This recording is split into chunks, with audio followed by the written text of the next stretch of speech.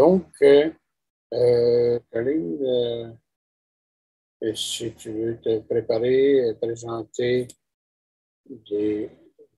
parler du plan stratégique, je voulais savoir, on va probablement prendre Harleen, ensuite présentation de Melissa aussi. Ensuite, on prendra une pause. Le traducteur a demandé qu'on prenne une pause de 15 minutes et on reviendra. Alors, Caroline, on va te demander de partager ton écran. Très bien. Donc, pour le plan stratégique, on a commencé le processus avec le conseil, avec les directeurs généraux. Au printemps, je pense en mai, j'ai commencé à faire des appels pour parler du processus et ensuite on a continué. Beaucoup de conversations et d'engagement. Et ce qu'on a fait, j'avais un moins traditionnel comme moyen. Alors, ce n'était pas juste 8 membres ou 12 sur le conseil et de s'asseoir là pour 8 heures et de discuter juste à ce niveau-là. Alors, alors, on appelle ça la méthode Checklin. Ce n'est pas une façon traditionnelle de le faire. C'est bien documenté. C'est là depuis le début des années 80. Ça a commencé au Royaume-Uni. C'est une analyse systémique en matière d'ingénierie qui serait c'est des pièces spécifiques. Alors là, quand on n'a pas toutes les réponses, les choses sont complexes et ce qu'on veut faire, c'est d'essayer de regarder tous les systèmes qui viennent ensemble et comment et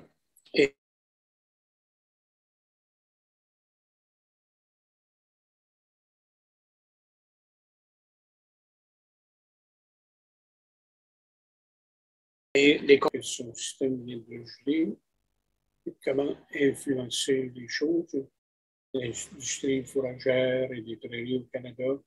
C'est comme ça qu'on a abordé cela. Il y a un processus fixe pour ce modèle-là. Alors, voici comment est-ce qu'on l'a appliqué à l'association.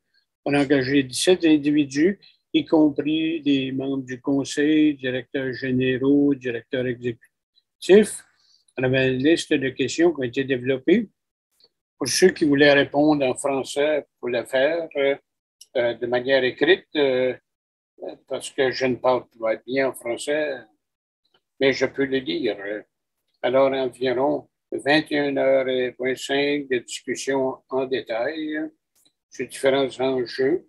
Ensuite, on a fait une session de suivi au mois d'août et j'ai créé un cadre, on appelle ça un rich picture. C'est toutes les choses qui ont été soulevées. Peut-être que des enjeux, des opportunités, ce genre de choses-là, dans le même tableau, et on passe à travers ce processus-là et on crée un processus idéal. On ne peut pas atteindre l'idéal, mais on essaie de le faire. Donc, on a une session au mois d'août pour s'assurer que j'avais bien capté tout ce qui avait été dit et comment ça fait. Alors, c'était une très bonne conversation.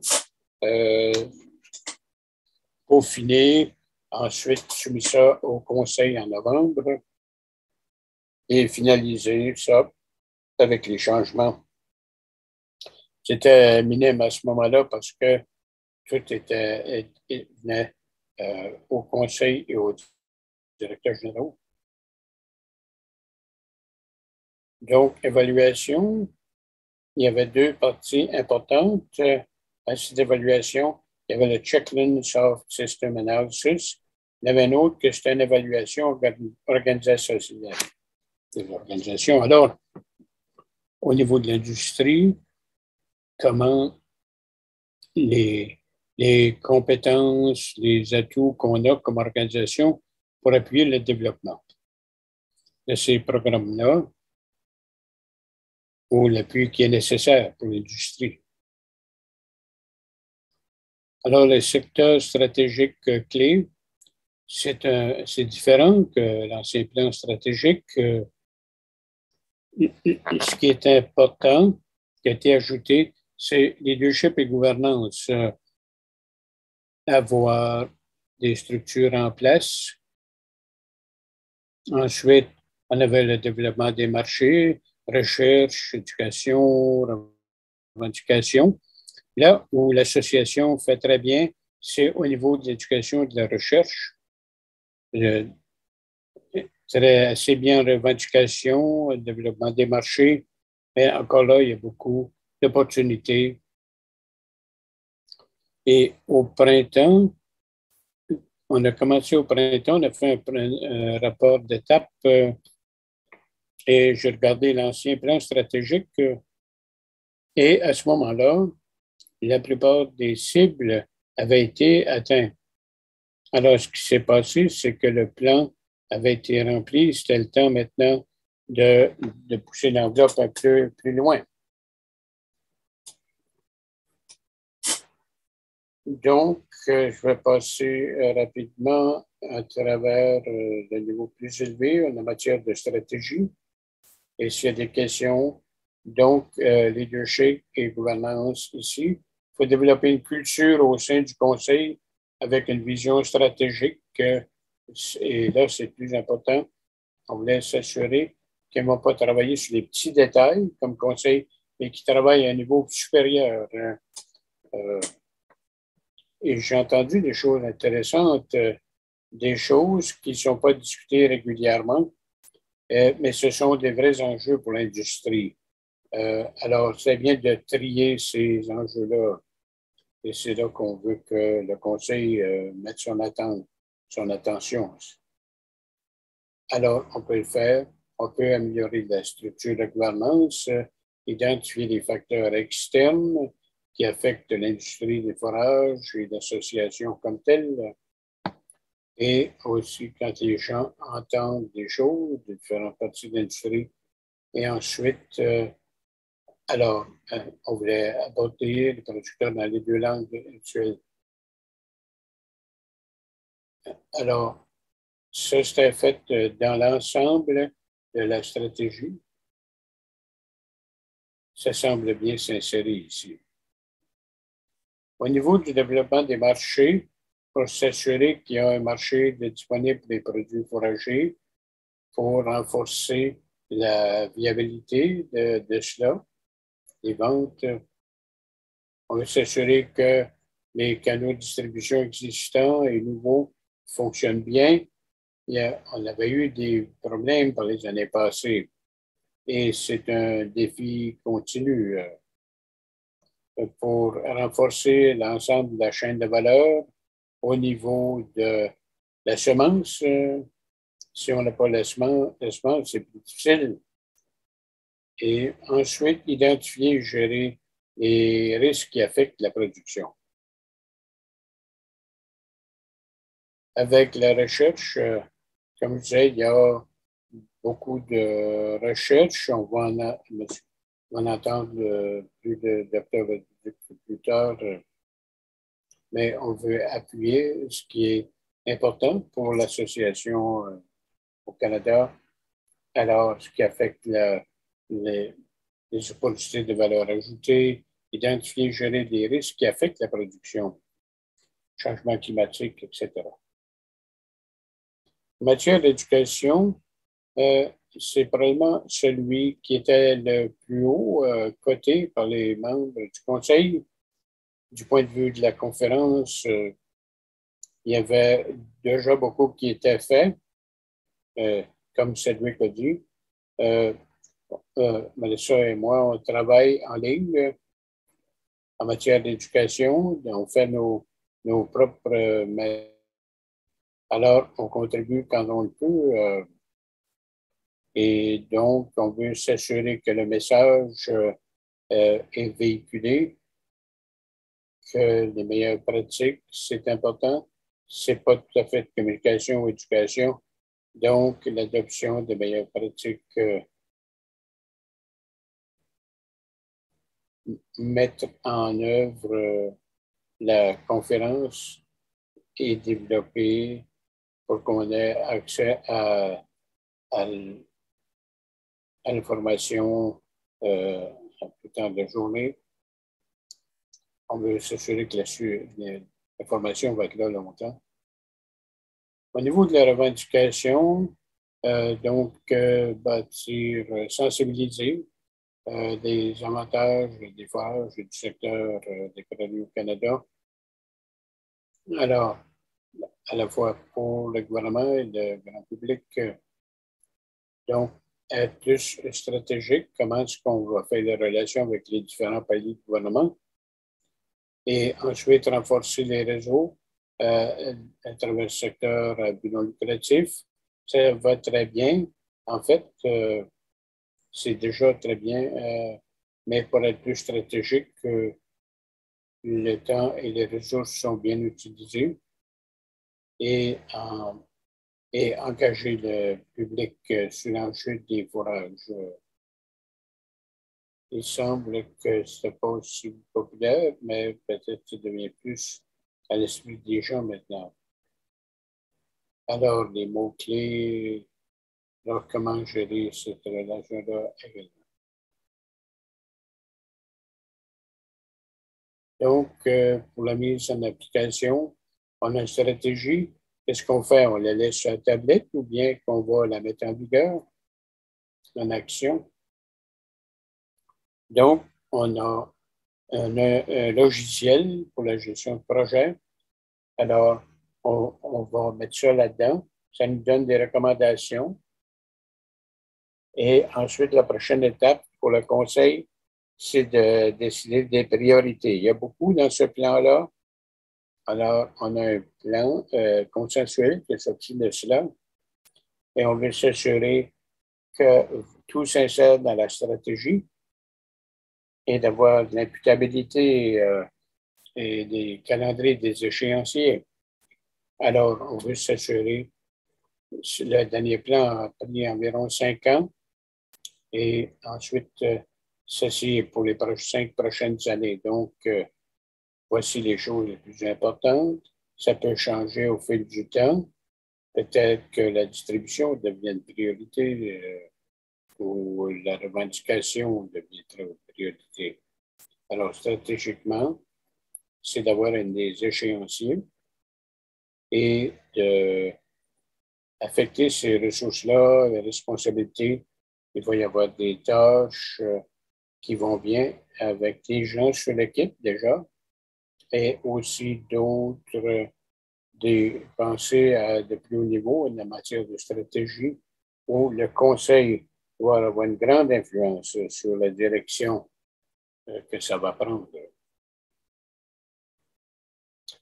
Alors ici, j'ai mis cela comme à la fin pour dire voici auquel on ferait référence dernièrement en matière d'organisation. Cédric, Melissa et moi, on a ces conversations-là.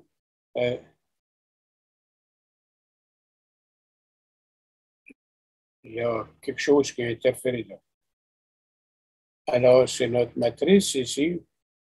Je ne sais pas si vous la connaissez. Et quand les gens vont opérer dans la section importante, et pendant qu'on fait cela, il y a des temps qu'il faut faire cela. On veut essayer d'avancer autant que possible dans l'important, pas urgent. Alors, planifier à l'avance pour les prochains mois. Alors, pour l'automne, on travaille de travailler en haut à gauche au lieu qu'à droite.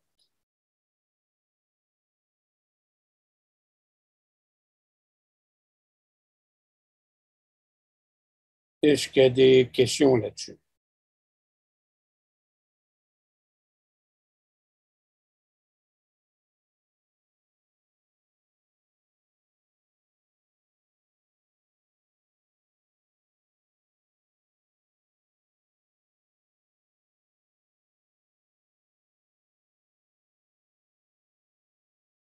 Pas de questions? Très bon travail. Alors, bon travail. Alors, le document fait partie de l'invitation. Si vous ne l'avez pas eu, dites-nous-le. On va mettre ça dans le chat, le groupe de discussion. Au niveau des mises à jour, Caroline, il y aura peut-être un groupe d'intervenants pour s'assurer que le document soit un document vivant. On a regardé les directeurs généraux et les membres du conseil, mais pour avoir la contribution de l'ensemble de l'industrie, peut-être qu'il faut regarder l'industrie, peut-être qu'il y a des marchés distribution, compagnie de semences. Donc, il y a des opportunités d'augmenter le processus, peut-être dans un an ou deux, ou d'y revenir, avoir des systèmes en place pour la cueillette d'informations. Ça, c'est bien. Les gens comme j'ai appelé, Ford Genetics, il y en a Chris Hébert, il y en a d'autres, Ernest Bruno, et BCRC, beaucoup de bonnes choses qui fonctionnent, qui arrivent là-bas. Là. Essayer d'augmenter les activités au pays pendant la période du producteur. Et Irrigation for Media, c'est un partenaire clé pour nous.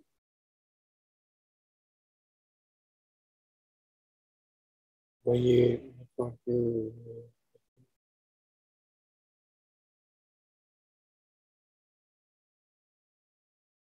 Vous donner du soutien à la conférence. C'est une publication sur les prairies.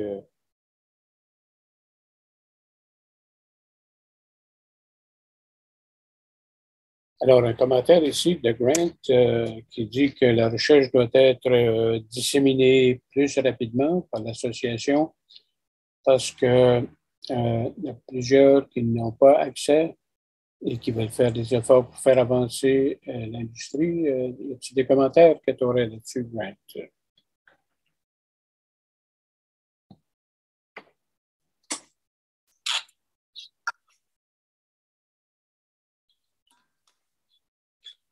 Est-ce que vous pouvez m'entendre maintenant? Oui. Le travail excitant qui est fait et je vois ça dans les jeux médias parce que c'est présenté d'un format sensible qu'on peut retenir. C'est que ça nous en prend plus de cela.